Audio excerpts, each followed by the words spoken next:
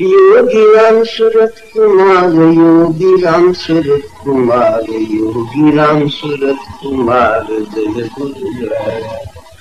வழக்கம் போல் பகவான் நம்மையெல்லாம் இங்கு கூட்டி வைத்து அவருடைய திவ்யமங்கள நாமத்தை சொல்ல வைத்துள்ளார்.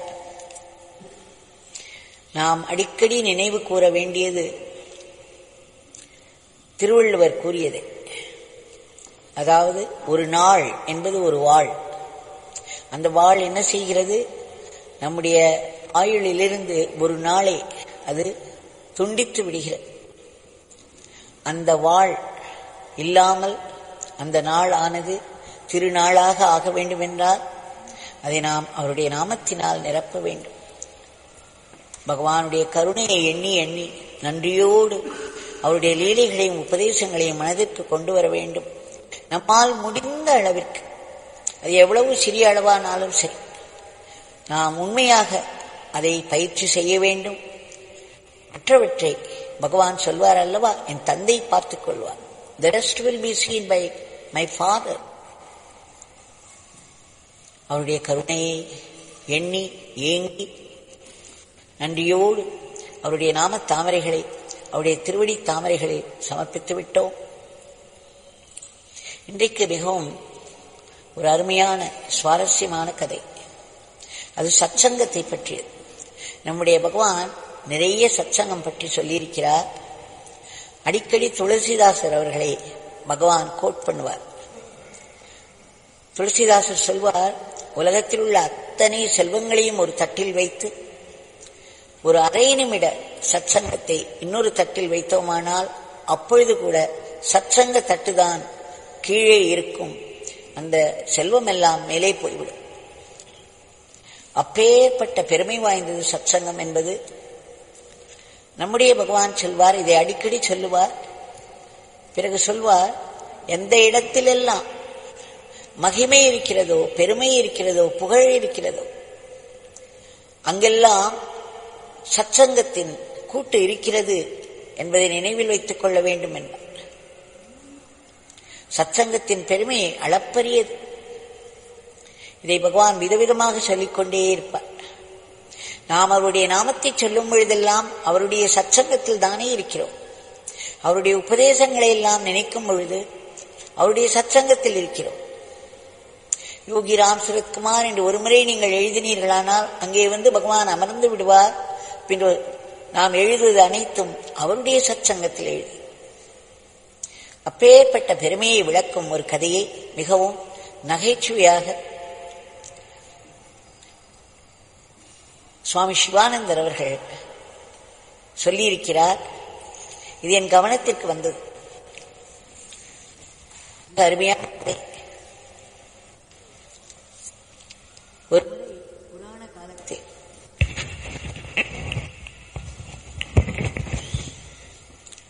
புராண காலத்தில் விஸ்வாமித்திர முனிவர் அவர்களுக்கும் வசிஷ்ட முனிக்கும் நடுவே ஒரு அபிப்பிராய பேதம் வந்ததாம்.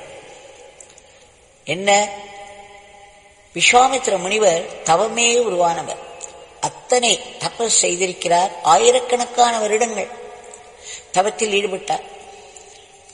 அதனால் அவர் சொன்னார், உலகத்தில் தவத்தை விட சிறந்தது எதுவும் இல்லை, தவமே எல்லாவற்றிற்கும் மேலானது என்றார். வசிஷ்ட முனி சொன்னார், இல்லை இல்லை, சத்சங்கம் தான் எல்லாவற்றிற்கும் மேலானது என்று. உடனே விஸ்வாமித்திர முனிவர் சொன்னார், அது எப்படி சொல்கிறீர்கள்? தவம் எப்படி நம் புலன்களையெல்லாம், வெறிகொண்டு ஆடும் புலன்களையெல்லாம் அடக்கி ஆயிரக்கணக்கான வருஷங்கள் தவம் செய்கிறோம், அது எப்படி சத்சங்கத்தை விட கீழே இருக்கும் என்று கேட்கிறார். பிறகு அவர்களுக்குள் அந்த விவாதத்திற்கு ஒரு தீர்ப்பு இல்லாமல் போனது. இருவரும் முடிவு செய்தார்கள், பிரம்மதேவரையே சென்று கேட்பது என்று.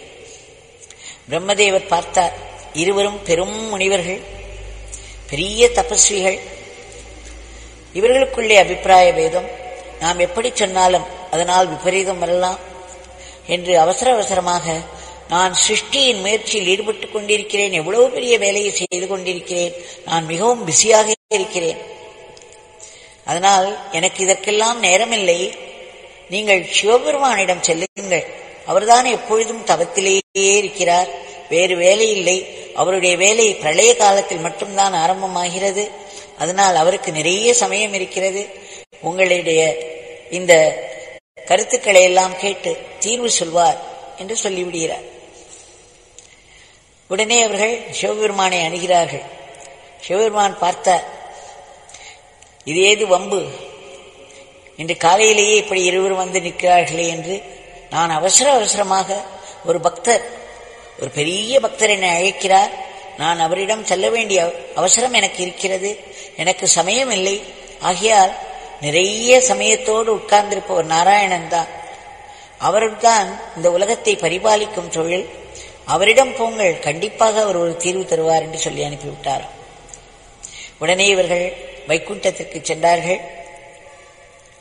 நாராயணரிடம் முன்பு நின்றார்கள். தங்களுடைய பிரச்சனையை சொன்னார்கள். நாராயணர் பார்த்தார். அப்பா, நான் நாராயணன், எல்லாவற்றிற்கும் மேலானவர். நான் என்னுடைய நிலையிலிருந்து சொல்லும் தீர்ப்பு உங்கள் நிலைக்கு சரிபட்டு வராது. ஆனால் ஒரு பக்தன் இருக்கிறான். அந்த பக்தன் 1000 நாக்குகளை உடையவன். அந்த 1000 நாக்குகளாலும் அவன் ராமநாமத்தை சொல்கிறான். ஆதிசேஷன் என்று அவனை சொல்வார்கள். இதோ இந்த ஆதிசேஷனிடம் சென்று உங்களுடைய பிரச்சனையை வையுங்கள், அவர் உங்களுக்கு சரியான தீர்வை தருவார் என்று சொல்லிவிட்டார். இப்பொழுது அவர்கள் இருவரும் உடனே ஆதிசேஷனிடம் சென்றார்கள். ஆதிசேஷன் சொன்னாராம், இதோ பார், என் தலையிலே பூமியின் பாரம். இதை நான் இறக்கி வைத்தால்தான் என்னால் உங்களுக்கு தீர்வு சொல்ல முடியும். தமம் பெரிதா சத்சங்கம் பெரிதா என்று கேட்கிறீர்கள். இந்த பாரத்தை நான் சதா சுமந்து கொண்டிருக்கிறேன்.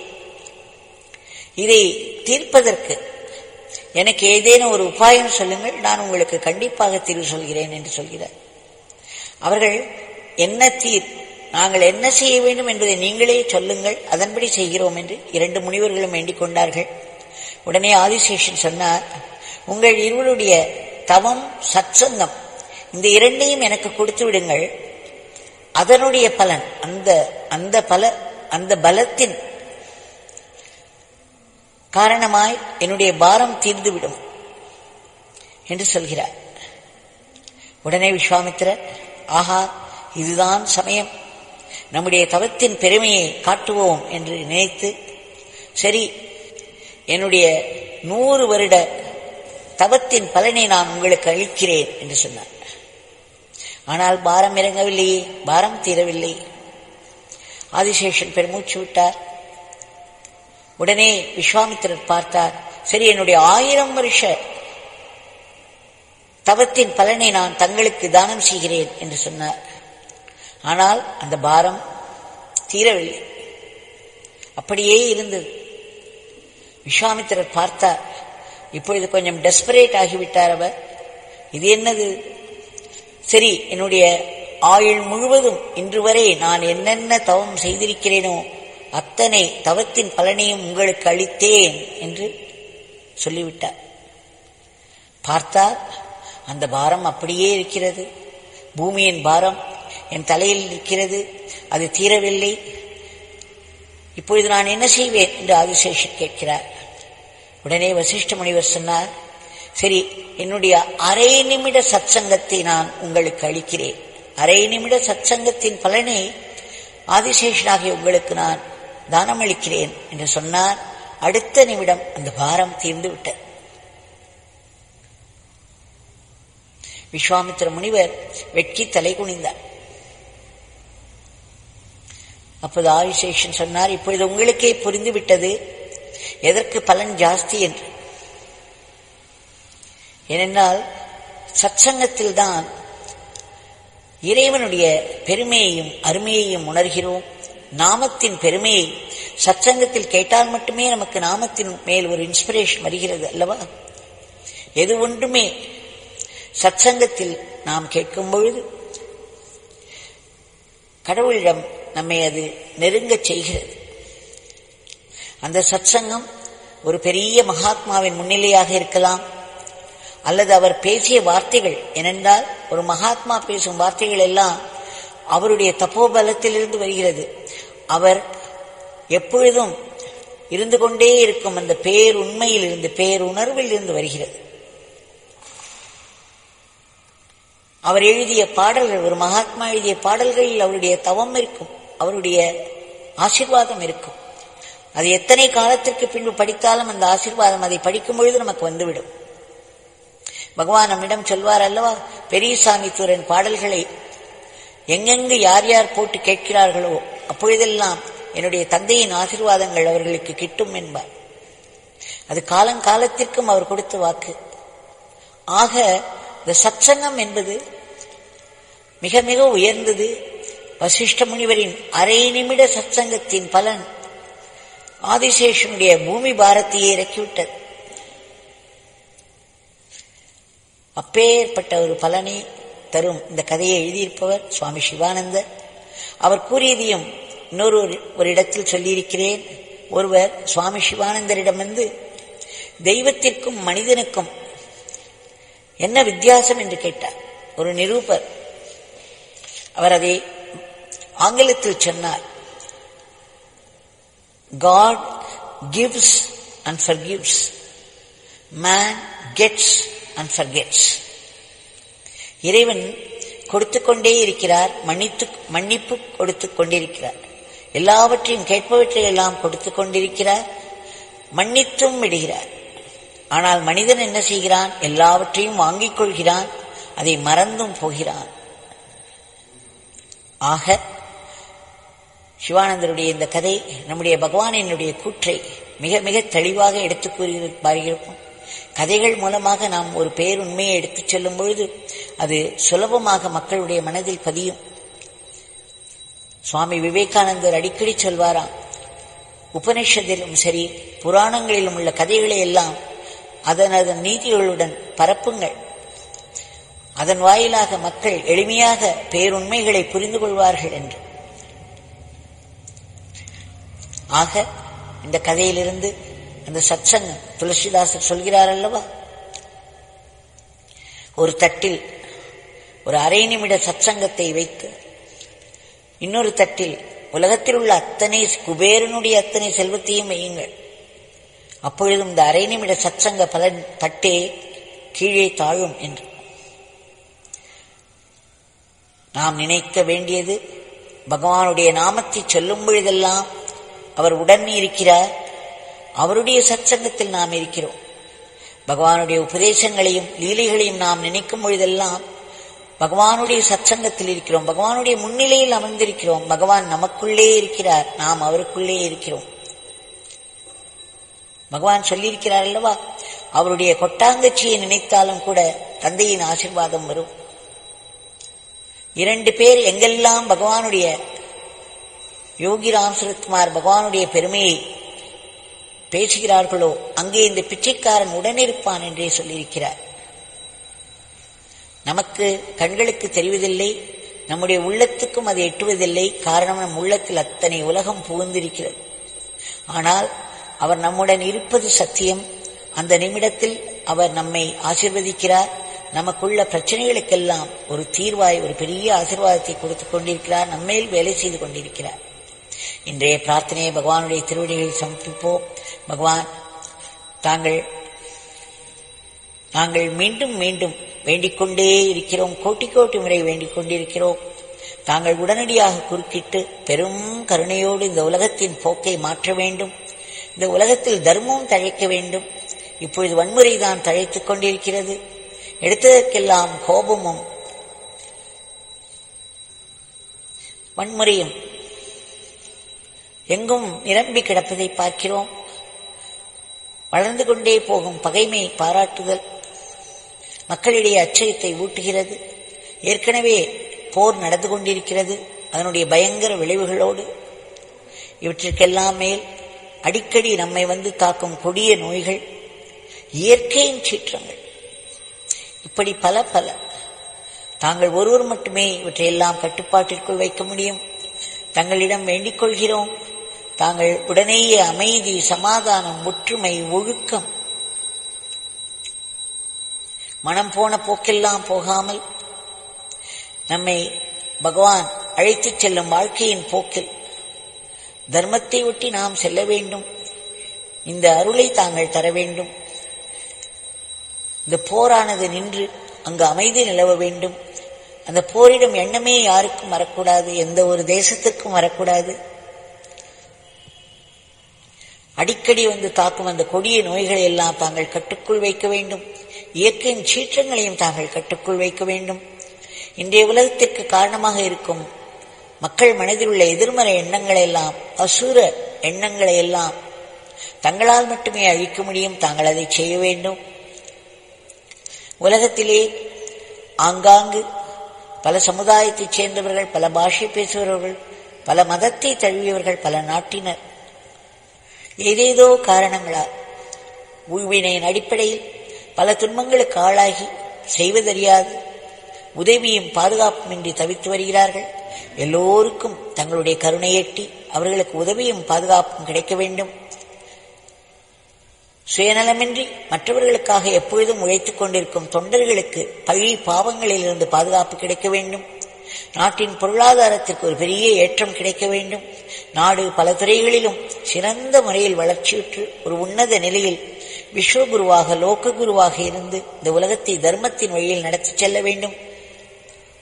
தங்களுடைய திவ்யமங்கள நாமத்தை நாங்கள் இடைவிடாது சொல்லிக் கொண்டிருக்க வேண்டும். தங்களுடைய லீலைகளையும் உபதேசங்களையும் மனதுக்கு கொண்டு வந்து அசை போட்டு அதை ஆத்ம சக்தியாக மாற்றிக்கொள்ள வேண்டும். தங்களுடைய கைகளிலே நாங்கள் சாத்வீக கருவிகளாக மட்டுமே இயங்க வேண்டும். எங்களுடைய அன்றாட வாழ்க்கையை தங்களுக்கு அர்ப்பணமாக செய்து வர வேண்டும். தப்பித்தவரை கூட மாயையின் பிடியில் நாங்கள் சிக்கிவிடக்கூடாது.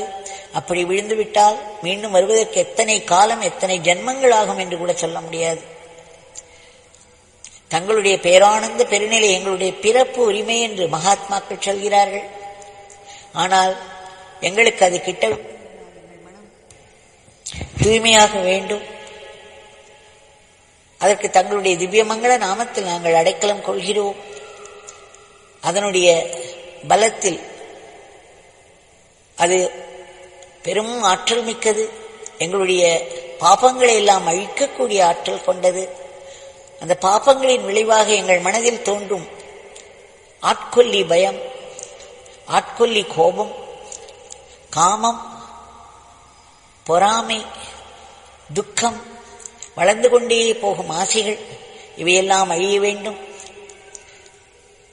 அனைத்தும் ஆத்ம சக்தியாக ஓங்க வேண்டும். தங்களுடைய சேவையில் நாங்கள் அடைக்கலம் கொள்கிறோம். அதை ஆனந்தமாக செய்ய வேண்டும். போட்டி பொறாமை பொச்சரிப்பின்றி செய்ய வேண்டும். உலகத்தில் எந்த மூலையில் இருந்தாலும், எங்கு இருந்தாலும், என்ன வேலை நம் கையில் விழுந்தாலும் அவையெல்லாம் இறைவனின் வேலைதான். இந்த உலகமே இறைவனுக்கு சொந்தம். நம்முடைய உடலும் உயிரும் அவருக்கு சொந்தம். ஆக நம் கையில் விழும் வேலையெல்லாம் அவருடைய வேலை. அலுவலகத்தில் வேலை செய்தாலும் சரி, வீட்டிலே சமையல் வேலை செய்தாலும் சரி, இது அனைத்தும் இறைவனின் சேவை என்ற நினைப்போடு நாம் செய்தோமானால் இவை அனைத்தும் ஆத்ம சக்தியாக ஆகிவிடும். பகவான் தாங்கள் வாழ்க்கை என்ன கொண்டு வந்து கொடுத்தாலும், சுகமோ துக்கமோ, அது தங்களிடமிருந்துதான் வருகிறது, தங்கள்ச்சியால் நடக்கிறது. அது எங்களுடைய ஆன்மீக முன்னேற்றத்திற்காக நேருகிறது. அது எங்களுக்கு பெரும் நன்மையை செய்யும். அதை நாங்கள் ஆத்மார்த்தமாய் மனதார ஏற்றுக்கொண்டு நன்றியோடு இருக்க வேண்டும். கஷ்டம் வரவில்லை, மனிதன் கடவுளின் பக்கம் திரும்பவே மாட்டான். ஆக அதை ஏற்றுக்கொள்ளும் மனப்பான்மை எங்களுக்கு வர வேண்டும் என்று ஆசீர்வதிக்க வேண்டும். எங்கும் நிறைந்திருக்கும் உயிர் துடிப்போடு கூடிய தங்களுடைய தெய்வீக இருப்பை நாங்கள் உணர வேண்டும். அதற்கு ஆசீர்வதிக்க வேண்டும். வாழ்வின் பிரச்சனைகளுக்கெல்லாம், நிகழ்வுகளுக்கெல்லாம் பின்னால் தங்களுடைய சங்கல்பம் மட்டுமே இருக்கிறது என்பதை நாங்கள் உணர வேண்டும். அதற்கு தாங்கள் ஆசீர்வதிக்க வேண்டும். திடும் திடும் என்று எழும்பி நம்மை நிலைகுலைய செய்யும் நம்முடைய கர்மவினை உங்களை நொந்து கொள்ளச் செய்யும். உங்களிடமிருந்து விலகப் பார்க்கும். மற்றவர்களை எல்லாம் நம்முடைய தோல்விகளுக்கு குற்றம் சாட்டுவோம். நம்முடைய ஊழ்வினையே இதற்கு காரணம். நாம் யாருக்கோ எப்பொழுதோ கொடுத்த துன்பம் கண்டிப்பாக நம்மிடம் வந்து சேரும். சில சமயம் பல மடங்கு வந்து சேரும். ஆக இதை நினைத்து நாங்கள் தங்களிடமிருந்து விலகாமல் இருக்க வேண்டும். தாங்கள் எங்களுக்கு வாக்கு கொடுத்திருக்கிறீர்கள், தங்களுடைய நாமத்தை சொல்பவர்களுக்கும் தங்களுடைய சேவையை செய்பவர்களுக்கும் எல்லா கஷ்டங்களையும் ஆசீர்வாதமாக மாற்றிக் கொடுத்து விடுவேன் என்று தங்களிடம் நாங்கள் எப்பொழுதும் நன்றியோடு இருக்க வேண்டும். உலகத்தில் உள்ள ஜீவராசிகள் அனைத்தும் எந்தெந்த நிலையில் இருந்தாலும் எந்தெந்த துன்பத்தில் இருந்தாலும் அவைகளுக்கெல்லாம் ஒரு மேன்மை கிட்ட வேண்டும். இறுதியாக இந்த கொடிய பிறப்பு இறப்பு சுழலிலிருந்து நாங்கள் முற்றிலும் விடுபட வேண்டும். இதற்கு காரணமாய் இருக்கக்கூடிய அகம்பாவம், நான் எனது என்பவை எங்களிடமிருந்து ஒழிய வேண்டும். ஆத்ம பாவம் ஓங்க வேண்டும். மரணமில்லா பெருவாழ்வு எல்லோருக்கும் கிட்ட வேண்டும் என்ற ஆத்மாத்மாவை மீண்டும் மீண்டும் மீண்டும் வேண்டிக் கொள்கிறோம். வேண்டிக் கொண்டே இருப்போம். ஜெய் யோகிராம் சரத்குமார்.